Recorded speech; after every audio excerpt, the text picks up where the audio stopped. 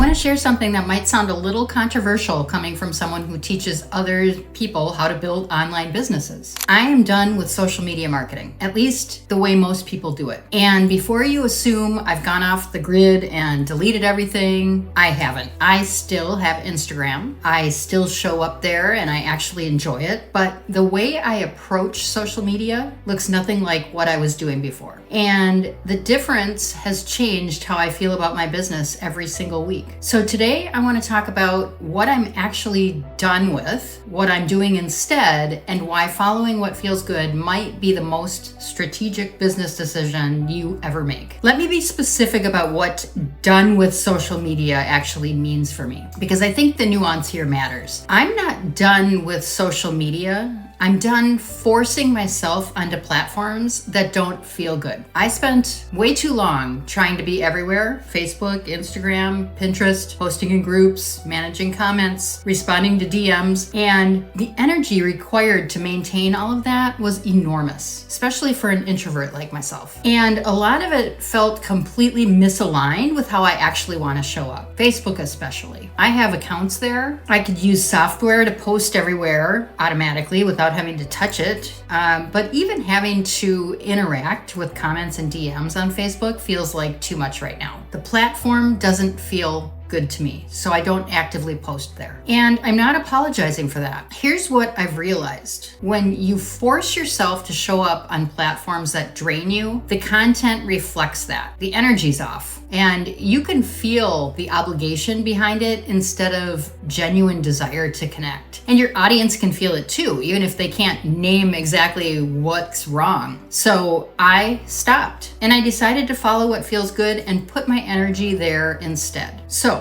what does my actual marketing focus look like? Well, YouTube is my primary platform and my primary marketing engine. I create 2 long-form videos a week and a handful of shorts, and that content lives on YouTube for months and years. Keeps working long after the day I make it. And someone can find a video I made 6 months ago at 2 a.m. if they're searching for what I talk about and enter my world without doing anything actively in that moment. And that's the kind of marketing I want. Content that attracts instead of chases, and works when I'm not actively pushing it. So I genuinely enjoy Instagram, so I show up there, but I'm not stressing about growth. I'm not posting 3 times a day. I'm not obsessing over the algorithm or trying to crack the code. It's there. I enjoy it, and that's enough for me right now. And my email list is my owned asset that I'm building along the way. Not a social media following that could disappear tomorrow. A list that belongs to me regardless of what any platform decides to do. And that's it. YouTube, Instagram when it feels good, and my list. And everything else can wait. I also want to push back on something here because I think there's a version of this conversation that sounds like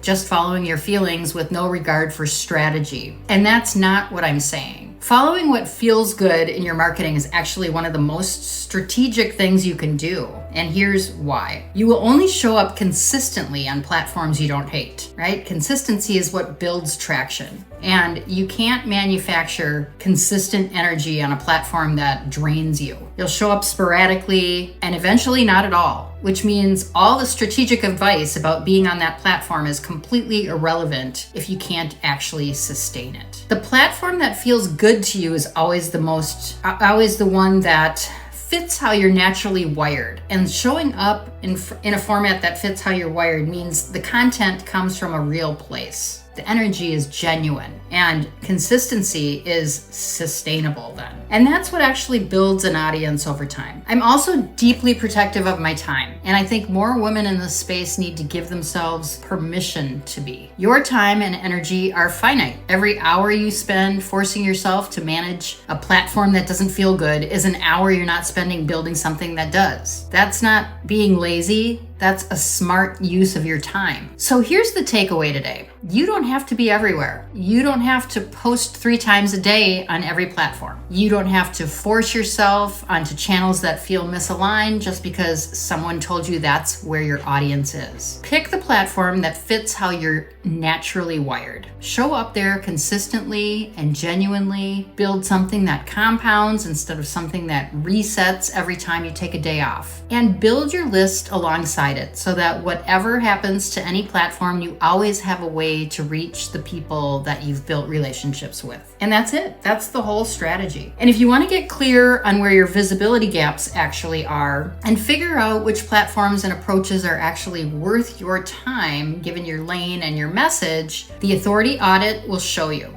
It's free, takes less than 10 minutes, and the link is in the description. I would love it if you'd drop a comment before you go and let me know, is there a platform you've been forcing yourself to show up on that doesn't feel good? Tell me about it, because I have a feeling I'm not the only one. Please like and subscribe if you found this helpful, and I will see you next time.